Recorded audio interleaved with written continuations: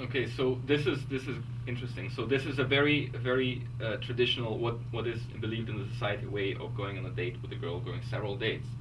Then there was this phenomena that arose, um, that of people who said, "Oh, this is not working," and they say we need to do something better, something more. We need to somehow find a series of steps to get the girl past that and get her, into our bed or something. So these are the pickup artists. What you've just described is a very elegant way of saying it. Throughout all history, there have been some men who were able to inspire women to be momentarily reckless, to indulge their nature and hook up with the fellow for a good time.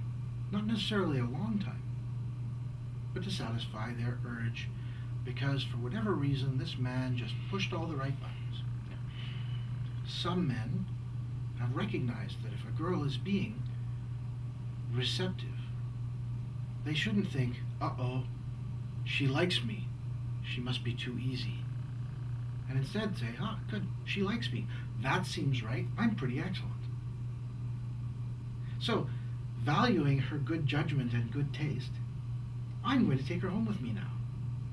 Instead of going, well, she likes me, I think she's pretty hot, but I don't want her to regret this afterwards.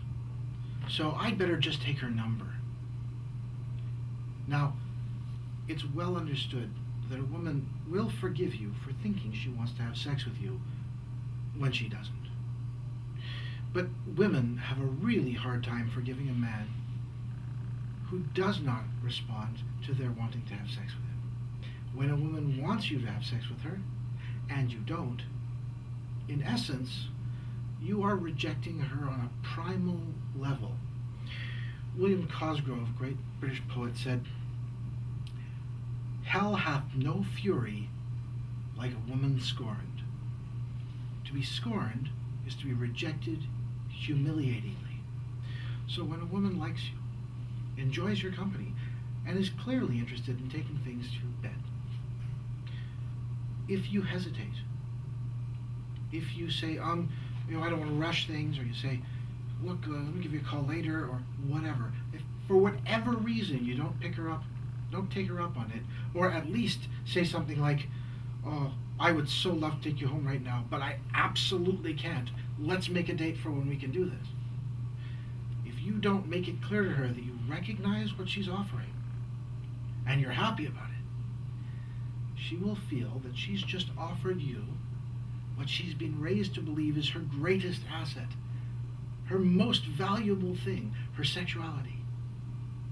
And you have turned up your nose.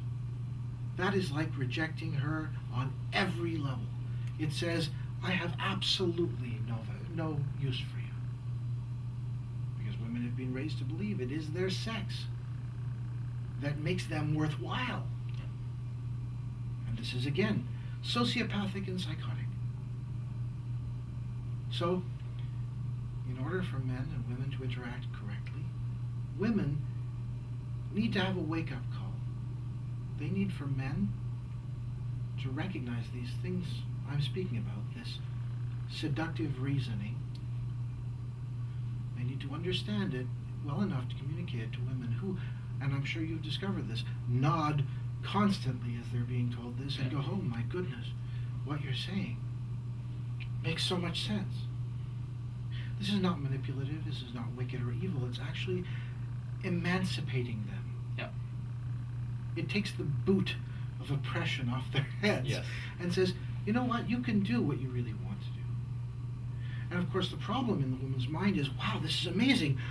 Holy cow, this is so great. If only men understood this, if only men wouldn't condemn me for being the creature I am. Yeah. And then they realize, where would I find a guy who...